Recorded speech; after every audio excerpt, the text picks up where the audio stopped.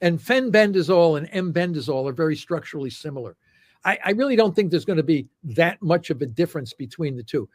One of my colleagues said that mebendazole might be better for brain cancer than colon cancer, whereas fenbendazole might be the reverse.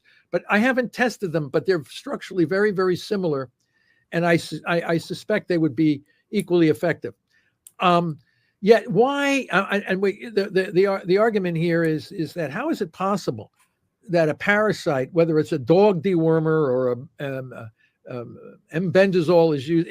My colleagues from India, when they were growing up, not everybody, many people have worms and stuff, and they were taking these parasite medications.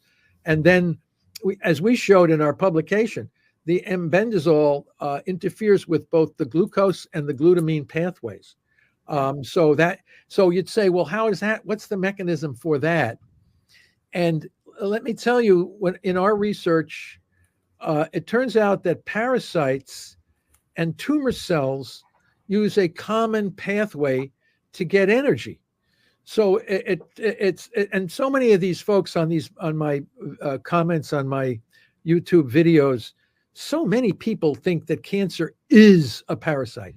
Cancer is not a parasite. The parasite and the tumor cell use a common energy pathway, and the drug doesn't give a damn whether it's a parasite or a tumor cell.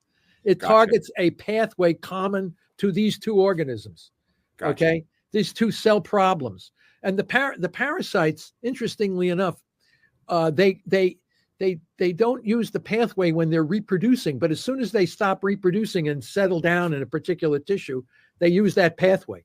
So that's why you take the mebendazole, fenbendazole to get rid of the parasites. So the cancer cell uses an energy similar to a parasite, but it's not a parasite. It just happens to use a similar pathway. So these parasite drugs work really, really well. And sometimes cocktails of them work even better.